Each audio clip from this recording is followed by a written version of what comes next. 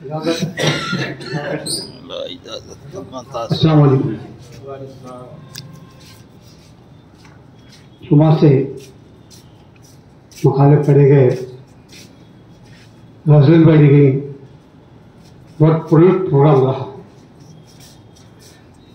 تمام مقالے اپنے اپنے اسلوب میں لکھے گئے, لیکن بات تو یہی تھا کہ سوشل میڈیا اور الیکٹرانک میڈیا پر اردو کا کیا حال ہے.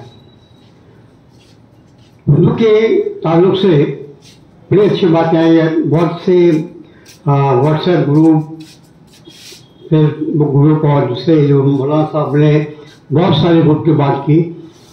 تو یہ گروپ جو ہیں اردو کی خدمت انجام دے رہے ہیں. اردو میں کیا نہیں ہے.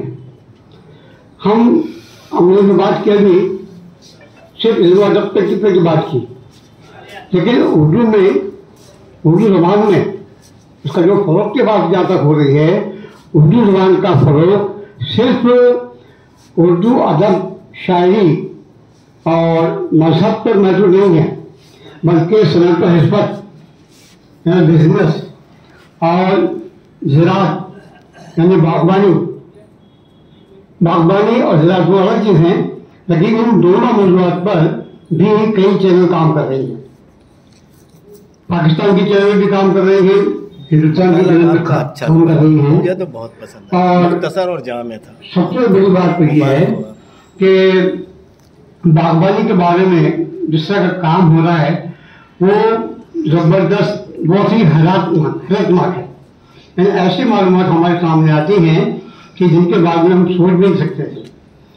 کہ جیسے میں ایک حدیث پیش کرنا چاہ رہا تھا, وہ میں بیچ میں رہ گیا, لیکن پیش کرتے ہوئے میں اپنی بات کو آگے بڑھاتا ہوں کہ نبی اکرم صلی اللہ علیہ وسلم کی ایک حدیث مبارکہ ہے کہ کاشتکاری یا پودے لگانے کی کتنی بڑی اہمیت ہے وہ بتانا چاہ رہا ہوں میں حدیث کے ذریعے سے. کہ نبی اکرم صلی اللہ علیہ وسلم نے فرمایا کہ اگر آدمی موت کے بستر پر ہے, بستر پر ہے لیکن اگر وہ پیڑ لگانا چاہتا ہے تو لگائے, کوئی پودا لگانا چاہتا ہے تو لگائے.